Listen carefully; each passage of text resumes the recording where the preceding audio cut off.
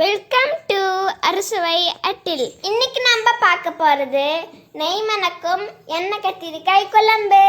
வாங்க எப்படி செய்யுதுன்னு பார்க்கலாம். இந்த எண்ணெய் கத்திரிக்காய் குழம்புக்கு ஃபஸ்ட்டு நம்ம ஒரு எலுமிச்சம்பழம் சைஸ்க்கு புளி எடுத்து ஊற வச்சுக்கலாம் 1 மணி நேரம் முன்னாடியே. இதுக்கு அடுத்து ஒரு ஸ்பூன் மிளகா பொடி, 2 ஸ்பூன் மல்லித்தூள், சாம்பார் பொடி 1 டேபிள் ஸ்பூனு, மஞ்சள் 1/4 டீஸ்பூன், உப்பு வந்து கொஞ்சமாக, அதாவது கத்திரிக்காய்க்கு தேவையான அளவு மட்டும்.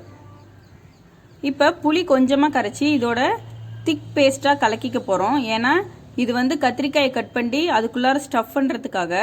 கத்திரிக்காய் சும்மா வணக்கினா நல்லா இருக்காது. அதனால் இந்த மாதிரி ஸ்டஃப் பண்ணி வணக்கிறப்ப அந்த கத்திரிக்காய் சாப்பிட்றதுக்கே ரொம்ப டேஸ்ட்டாக இருக்கும். அதுக்காக இந்த மாதிரி கலக்கிக்கிறோம். இது வந்து கெட்டியாக தான் கலக்கிக்கணும், அப்போ தான் உள்ள ஸ்டஃப் வைக்கிறதுக்கு கரெக்டாக இருக்கும். இப்போ கத்திரிக்காயை எடுத்துக்கலாம். நான் ஒரு 6 கத்திரிக்காய் எடுத்திருக்கேன். அது மேலே மட்டும் காம்பை கட் பண்ணிவிட்டு இந்த மாதிரி 4 அல்லது 6 கட் பண்ணிக்கலாம். இது பெருசாக இருக்கிறதுனால நான் 6 பீஸ் மாதிரி கட் பண்ணியிருக்கேன். இந்த கத்திரிக்காய் எடுத்துக்கிறப்ப விதை கம்மியாக இருக்கும். இதே நல்லா டார்க் வயலட்டாக இருக்கிறத எடுத்துக்கிட்டால் நிறைய விதையாக இருக்கும், அது நல்லா இருக்காது. இந்த கத்திரிக்காய் இதுக்கு ரொம்பவே டேஸ்ட்டாக இருக்கும். இந்த மாதிரி சேஃபில் நான் கட் பண்ணி எடுத்திருக்கேன். அதுக்கடுத்து இப்போ நம்ம ஏற்கனவே கலக்கி வச்சுருக்கிற மிளகாய் பொடி தூள் எல்லாம் இதில் நம்ம சேர்த்துக்க போகிறோம். பாருங்கள், நான் எந்த அளவு திக்காக கலந்து வச்சுருக்கேன்னு. இது உள்ளே எல்லாம் ஃபில் பண்ணிக்கலாம். ஃபில் பண்ணது மீதி இருக்கிறத கூட நம்ம திருப்பியும் இது தாளிக்கிறப்ப சேர்த்துக்கலாம். இப்போ நான் இப்படி ஒவ்வொன்றாவே ஃபில் பண்ணுறேன். நம்ம ஃபஸ்ட்டு பேஸ்ட்டை கலந்துட்டு மறுபடியும் கத்திரிக்காயை கட் பண்ணுறோம். ஏன்னா இல்லைன்னா கத்திரிக்காய் கருத்து போயிடும். அதுக்காக தான் ஃபஸ்ட்டு பேஸ்ட்டு கலக்கிடுறோம். அதுக்கப்புறமே கத்திரிக்காயை கட் பண்ணி இந்த மாதிரி ஃபுல்லாக நான் எல்லாத்துலேயும் போட்டு எடுத்துக்க போகிறேன். பாருங்கள், ஃபுல்லாகவே நிறையவே சேர்த்துருக்கேன். இந்த மாதிரி நம்ம எல்லாத்தையும் எடுத்துக்கலாம். இதுக்கடுத்து நம்ம கடாயை வைக்க போகிறோம். நம்ம ஃபஸ்ட்டு கடாயில் ஒரு மசாலா ரெடி பண்ண போகிறோம். அது தேவையான பொருள்லாம் இதில் சேர்த்து வணக்கி எடுத்து ஆட்டிக்க போகிறோம். இதுக்கு ஃபஸ்ட்டு நல்லெண்ணெய் சேர்த்திக்கிறோம். நல்லெண்ணெயில் சூடான பிறகு சோம்பு 1 ஸ்பூனு, சீரகம் 1 ஸ்பூன் சேர்த்திக்கிறோம். இதுக்கடுத்து மிளகு வந்து 1 ஸ்பூனு போட்ட பிறகு கொத்தமல்லி வந்து 1.5 ஸ்பூன் அளவு எடுத்திருக்கேன். ஏன்னா ஏற்கனவே கொத்தமல்லி தூள் சேர்த்துருக்கோம், அதனால் இது 1.5 ஸ்பூன் எடுத்தாவே போதுமானது. அதே மாதிரி மிளகாய் 2 சேர்த்துருக்கேன். இது கொஞ்சம் ஸ்பைஸியாக தான் இருக்கும்.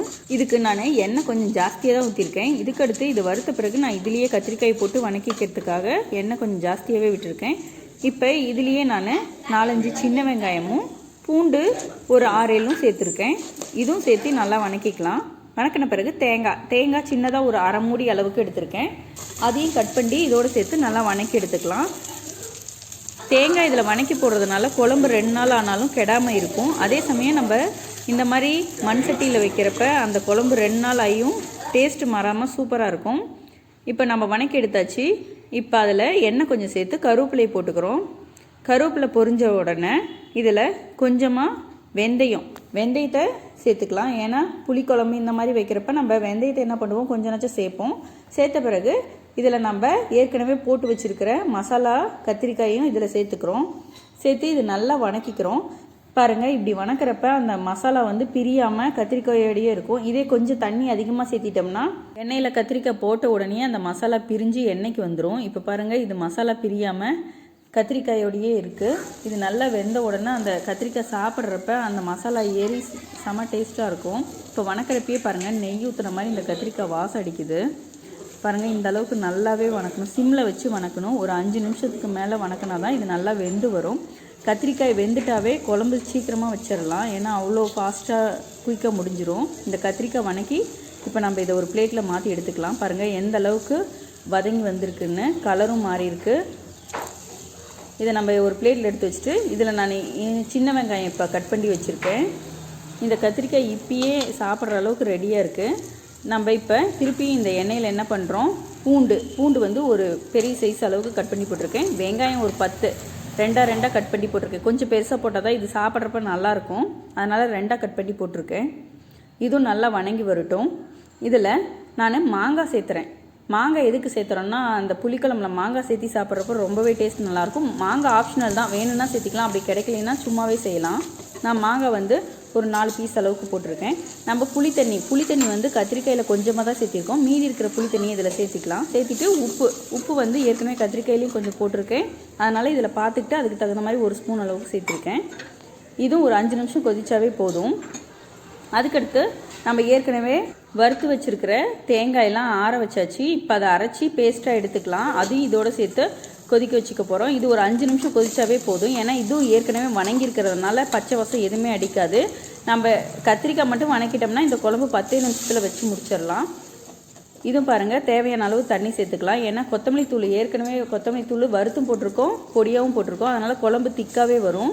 தண்ணி நான் அதனால் 1 டம்ளர் எக்ஸ்ட்ரா சேர்த்துருக்கேன். இதுவும் கொதிச்சு வரட்டும். கொதிச்சு வந்த பிறகு இந்த கத்திரிக்காய் இதில் சேர்த்திக்கலாம். கத்திரிக்காய் சேர்த்து ஒரு 2 நிமிஷத்துலேயே ரெடி ஆகிடும். ஏன்னா கத்திரிக்காயில் இருக்கிற மசாலாவும் அதில் மிக்ஸ் ஆகும், குழம்பும் நல்லா கெட்டியாகவே வரும்.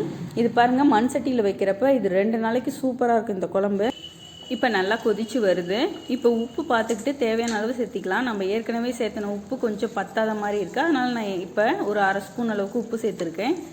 இப்போ நம்ம இது நல்லா சூடான சாப்பாட்டோட இதை ஊற்றி சாப்பிட்றப்ப அப்பயும் சாப்பிட்ற அளவை விட சேர்த்தியே சாப்பிடுவோம். ஏன்னா இது அந்த அளவுக்கு டேஸ்ட்டாக இருக்கும். சும்மா இது ஒரு 2-3 ஸ்பூன் ஊற்றினாவே நல்லாவே நிறைய சாப்பாடு சாப்பிட்லாம். அந்த அளவுக்கு இது காரமும் டேஸ்ட்டும் அவ்வளோ நல்லாயிருக்கும்.